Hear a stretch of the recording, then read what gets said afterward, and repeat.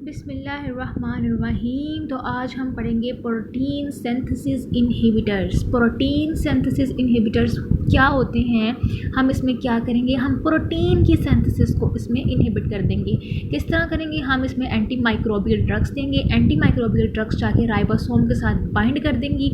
Ribosome को inhibit कर देंगी तो आगे प्रोटीन की सिंथेसिस ही नहीं होगी। ठीक है, आगे जो है इसके दो सब यूनिट होते हैं राइबोसोम के, एक को कहते हैं 50 सब यूनिट, एक को कहते हैं 30 सब यूनिट।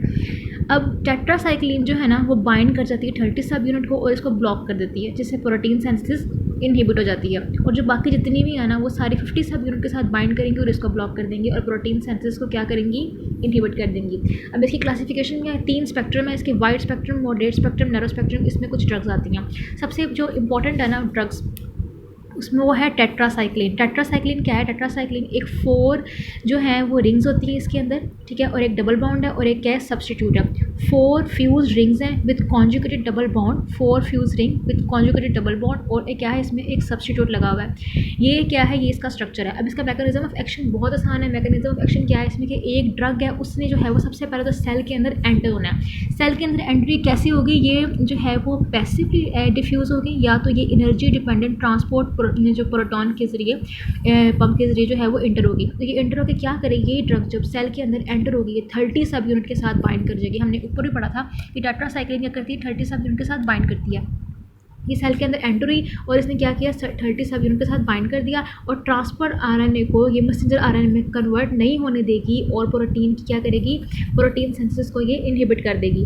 ठीक है, सेल के अंदर एंटर होगी, 30 सब यूनिट के साथ बाइंड कर जाएगी, ट्रांसफर आरएनए को मैसेंजर आरएनए में कन्वर्ट नहीं होने देगी, ठीक है, और प्रोटीन सिंथेसिस को इनहिबिट करेगी। आगे इसका स्पेक्ट्रम बहुत वाइड है, ये कहाँ हम इसको यूज़ कर सकते हैं। हम इसको ग्राम पॉजिटिव के लिए यूज़ कर सकते हैं, ग्राम नेगेटिव के लिए यूज़ कर सकते हैं, प्रोटोजोआ के लिए, स्पाइरोचीट के लिए, माइकोबैक्टीरिया के लिए, एटिपिकल के लिए यूज़ कर सकते हैं। बहुत आसान है। अभी तक हमने क्या पढ़ा, अभी तक हमने पढ़ा, हमने टेट्रासाइक्लिन पढ़ा। टेट्रासाइक्लिन क्या होती है कि 4 रिंग फ्यूज है, इसके साथ एक डबल बॉन्ड है, एक सब्स्टिट्यूट है। इसका मैकेनिज्म एक्शन क्या है कि ये ड्रग जो है इस सेल के अंदर एंटर होती है, 30 सब यूनिट के साथ बाइंड कर जाती है और ये ट्रांसफर आरएनए को मैसेंजर आरएनए में कन्वर्ट नहीं होने देती और प्रोटीन सिंथेसिस इनहिबिट कर देती है।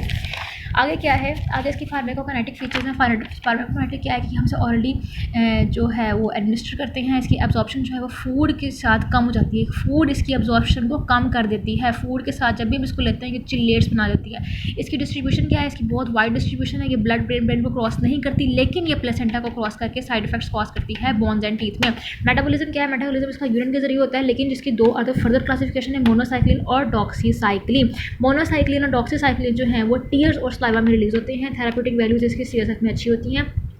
इरेडिकेट करना इसको जो इजी होता है, यूजफुल इन इरेडिकेटिंग, और इसका हिपैटिक मेटाबॉलिज्म होता है। ठीक है, इसकी हाफ लाइफ ज़्यादा होती है। इसके एडवर्स इफेक्ट पे आ जाओ। एडवर्स इफेक्ट में हमने जो है वो गैस्ट्रिक डिस्कम्फर्ट देखते हैं, इसमें कैल्सीफाइड टिश्यूज देखते हैं, हिपैटोटॉक्सिसिटी देखते हैं, फोटोटॉक्सिसिटी देखते हैं, वेस्टिबुलर डिस्फंक्शन और कॉन्ट्राइंडिकेटेड इन प्रेगनेंसी।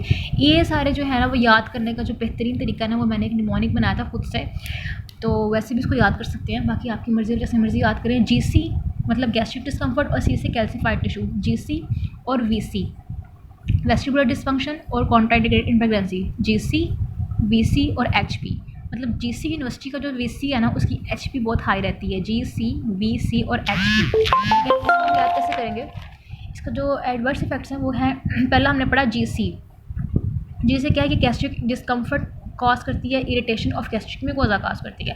दूसरा जो है ये क्या करती है, कैल्सिफिकेशन कॉज करती है। बच्चों में डेपोजिशन ऑफ बोन, और जो प्राइमरी डेंटेशन होते हैं, जिनके प्राइमरी डेंटेशन का मतलब होता है जिन बच्चों के नए नए दांत निकल रहे होते हैं, प्राइमरी डेंटेशन और डेपोजिशन ऑफ बोन जो है वो ग्रोइंग चिल्ड्रन में, उनमें क्या करता है ये टीथ की और बोन्स की जो है वो टीथ की क्या करती है, टीथ की डिस्कॉलरेशन कर देती है और हाइपोप्लेजिया कर देती है, और इनकी ग्रोथ को क्या करती है, कम कर देती है। ठीक है, उसके बाद क्या करती है, ये हिपैटोटॉक्सिसिटी कॉज करती है, इसलिए जिनमें लिवर डिसफंक्शन होता है उनमें ये नहीं देते।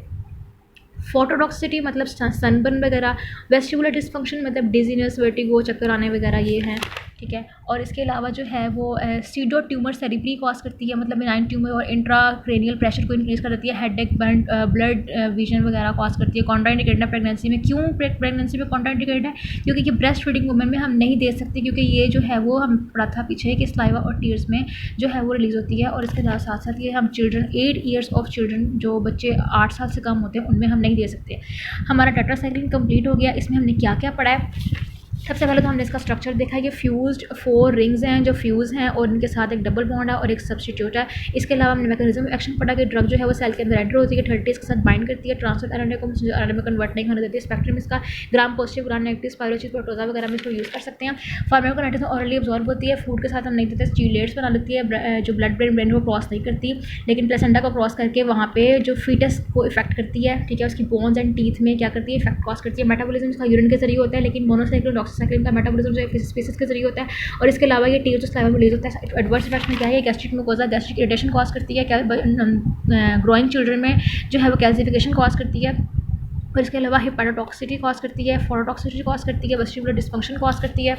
और इसके साथ साथ ये क्या करती है, सीडो ट्यूबर सेरिब्री कॉज करती है और कॉन्ट्रा इंडिकेशन है प्रेगनेंसी में। आगे आ जाओ, आगे सबसे आसान है इसका क्लोरामफेनिकोल। क्लोरामफेनिकोल क्या होता है, क्लोरामफेनिकोल एक ब्रॉड स्पेक्ट्रम एंटीबायोटिक है, ठीक है, और हम इसको सीवियर इन्फेक्शन में देते हैं। दो ही बातें याद रखने वाली हैं, ये एंटीबायोटिक है, इसमें सीवियर इन्फेक्शन में देते हैं। हमने अब उसका मैकेनिज्म एक्शन क्या है, हमने पहले क्या पढ़ा था, हमने पढ़ा था कि जो है ना टेट्रासाइक्लिन वो बाइंड करती है 30S सब यूनिट के साथ और बाकी सारी किससे बाइंड करती है 50S सब यूनिट के साथ। इसलिए क्लोरामफेनिकोल है, ये किससे बाइंड करेगी, ये 50S राइबोसोम के साथ बाइंड करेगी, वहाँ बाइंड करके क्या करेगी, पेप्टाइड ट्रांसफरेज को इनहिबिट कर देगी और प्रोटीन सिंथेसिस को इनहिबिट कर देगी।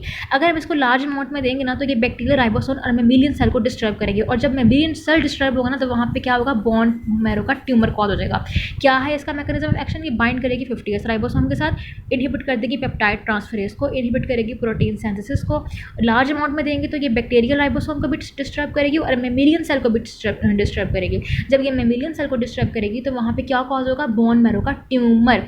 इसका जो है स्पेक्ट्रम क्या है, इसको हम स्पाइरोचीट में यूज़ करते हैं, एच इन्फ्लुएंजा में यूज़ करते हैं, ठीक है, एनारोब्स में, नाइजेरिया में और क्लाइमेडिया में यूज़ कर सकते हैं। इसका रेजिस्टेंस क्या है, रेजिस्टेंस सबकी सेम ही है, इसमें कोई रॉकेट साइंस नहीं है। इसमें क्या है कि जो जिस एंजाइम के ऊपर इसने आके बाइंड होना है ना वो एंजाइम ही इनएक्टिव हो जाएगा, ठीक है, और दूसरा जो बाइंडिंग साइड ऑफ एंजाइम है ना वो चेंज हो जाएगी, जिसकी वजह से जो है ये ड्रग एक्टिवेट नहीं होगी। और तीसरी चीज़ के अंदर जो ऑर्गन के अंदर ना अब पेनिट्रेट ही नहीं कर सकेगी, ठीक है, ऑर्गन के अंदर ही नहीं आएगी तो एक्टिवेट नहीं होगी। जिस एंजाइम के ऊपर उसने आके बाइंड होना है उस एंजाइम की शेप चेंज हो जाएगी। अगर एंजाइम के ऊपर बाइंड हो भी किया तो एंजाइम काम ही नहीं करेगा, एंजाइम इनएक्टिव हो जाएगा।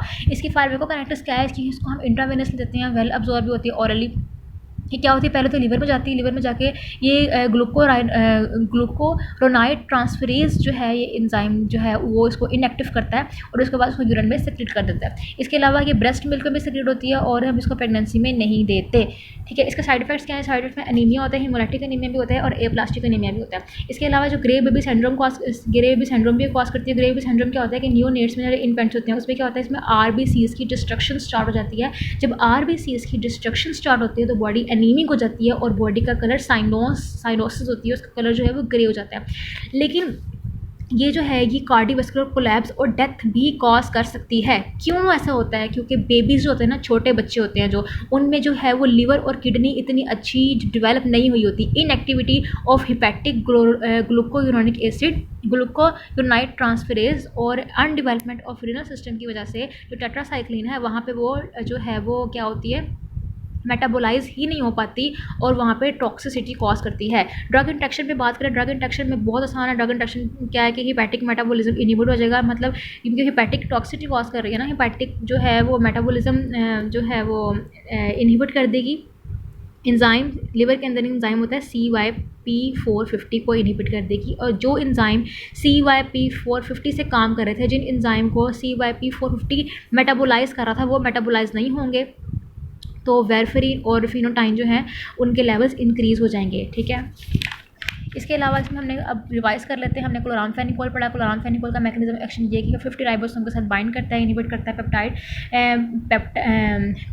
पेप्टाइड ट्रांसफरेज को इनहिबिट करता है, प्रोटीन सिंथेसिस को इनहिबिट करता है, ठीक है। इसको हम कहाँ यूज़ करते हैं, इसको हम स्पाइरोचीट, एनारोब्स, एच इन्फ्लुएंजा, नाइजेरिया में यूज़ करते हैं। रेजिस्टेंस क्या है कि ये एंजाइम को इनएक्टिव करता है, ठीक है, और जो decrease ability to penetrate organism है इसकी, और जो है वो राइबोसोमल बाइंडिंग साइट को क्या करता है, वो आल्टर कर देता है। फार्माकोकाइनेटिक्स क्या है कि पहले लिवर में जाती है, लिवर में एक जो एंजाइम होता है वो उसको इनएक्टिव करके यूरिन में एक्सक्रीट कर देता है। इसके अलावा एडवर्स इफेक्ट क्या है कि बॉडी अनीमिक कर देता है और बॉडी के बेबी का कलर ग्रे कर देता है। ग्रे क्यों करता है, क्योंकि राइबोसोम की डिस्ट्रक्शन होती है और एनीमिक हो जाती है। इसके अलावा इसकी ड्रग इंट्रैक्शंस क्या हैं कि एक एंजाइम है लिवर में CYP450, इनको इसको क्या करता है, इसके मेटाबॉलिज्म को इनहिबिट करता है, जिसकी वजह से CYP450 जिस एंजाइम को जिसको तोड़ रहा था, जो काम कर रहा था वो काम नहीं होंगे, और जो है वारफरीन और जो फोनोटाइन है उनके लेवल इंक्रीज़ हो जाएंगे, क्योंकि इसने इसको इनहिबिट करना था। जब ये ही नहीं रहेगा तो इसके लेवल इंक्रीज़ हो जाएंगे, इसको कोई रोकने वाला ही नहीं होगा। ठीक है, उसके बाद मैक्रोलाइट्स और कीटोलाइट्स की बात करते हैं। मैक्रोलाइट्स क्या होते हैं? मैक्रोलाइट्स ये हैं कि जो आपके इलेक्ट्रॉन है ना, जो आपके इलेक्ट्रॉन स्ट्रक्चर्स आ रहा उनके साथ जो है वो टॉक्सिक शुगर्स आके अटैच होती हैं। आपके इलेक्ट्रॉन शुगर्स के साथ आके आपके इलेक्ट्रॉन स्ट्रक्चर्स के साथ जो है वो टॉक्सिक शुगर्स आके जब अटैच होती हैं तो उसको कहते हैं मैक्रोलाइट। इसमें कौन कौन सी आती हैं? इसमें एरिथ्रोमाइसिन, जिथ्रोमाइसिन, क्लेथ्रोमाइसिन आता है। ठीक है,